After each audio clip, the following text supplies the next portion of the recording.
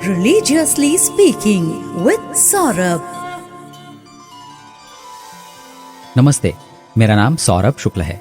धर्म की बातों को समर्पित रेडियो सिटी का ये special podcast religiously speaking with Saurabh. Religiously speaking with Saurabh के इस एपिसोड में आपको एक कहानी सुनाने वाला हूँ। ये कहानी शिवलिंग के प्राकट्य की कहानी है।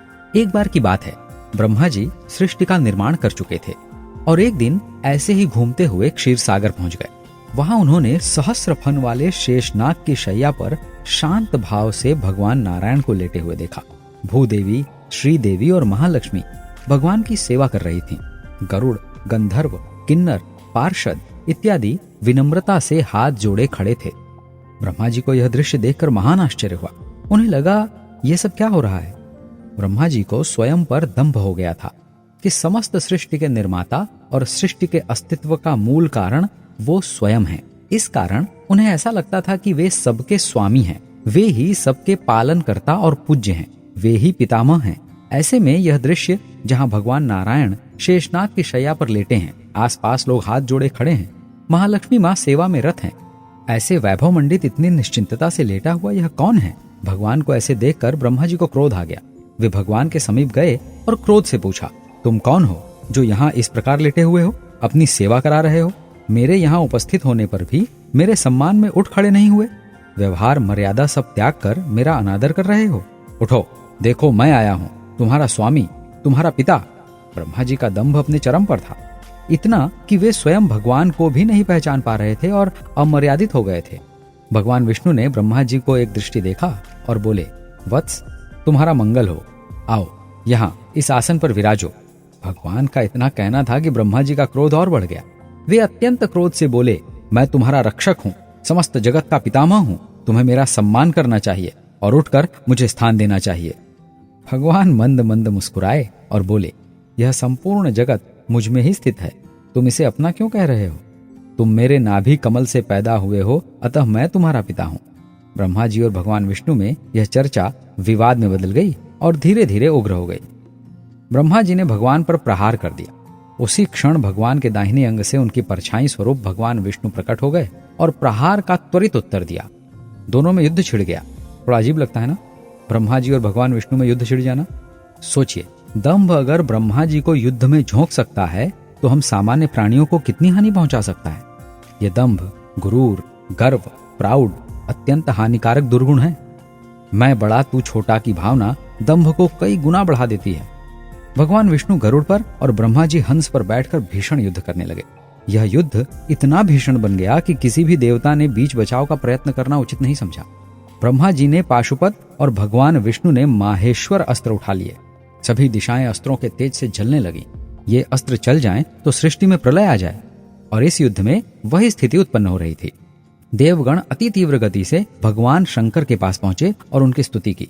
भगवान शंकर तो अंतर्यामी हैं, वे बात समझ गए। देवताओं द्वारा स्तुति किए जाने पर उन्होंने देवताओं से कहा, मैं ब्रह्मा जी और भगवान विष्णु के युद्ध की विभीषिका को समझ गया हूँ, मैं अवश्य उन्हें शांत करूंगा। ब्रह्मा जी और भगवान विष्णु के बीच भयंकर युद्ध चल रहा था कि अचानक उनके बीच एक अनादि अनंत ज्योतिर्मय स्तंभ प्रकट हो गया। युद्ध रुक गया। यह क्या है? सभी के मन में कौतूहल उत्पन्न हो गया। देवाधिदेव महादेव करोड़ों सूर्यों के समान तेज लिए लिंग रूप में प्रकट हुए थे। माहेश्वर और पाशुपत अस्त्र उसी ज्योतिर्लिंग में विलीन हो गए। ब्रह्मा जी और भगवान विष्णु अचंभित हो गए। ब्रह्मा जी बोले कि मैं सृष्टि का निर्माता, पितामह होकर भी समझ नहीं पा रहा कि यह क्या है। हम दोनों से भिन्न यह तीसरा कौन सा तत्व प्रकट हो गया? इसके बारे में जानना आवश्यक है। इसका आदि क्या है और अंत क्या है, इस बात का पता लगाना चाहिए। ब्रह्मा जी ने भगवान विष्णु से कहा, हम दोनों में से जो भी इसके आदि अंत का पता लगा सकेगा वही श्रेष्ठ माना जाएगा। ब्रह्मा जी हंस पर सवार होकर ऊपर की ओर चले गए और भगवान विष्णु वाराह रूप धारण करके नीचे की ओर चल पड़े। भगवान विष्णु पाताल तक पहुंच गए, लेकिन मूल के बारे में कुछ पता ही नहीं चल रहा था। उधर ब्रह्मा जी हंस पर सवार उड़े जा रहे थे, किंतु कोई छोर मिल नहीं रहा था। आगे जाते हुए उन्हें केतकी का एक पुष्प मिला। ब्रह्मा जी ने उस पुष्प से पूछा, कहां से आ रहे हो? पुष्प बोला, मैं इस स्तंभ के मध्य देश से गिरा हूं। ब्रह्मा जी सोच में पड़ गए कि वे अभी मध्य तक भी नहीं पहुंच पाए हैं, तो अंत कहां होगा?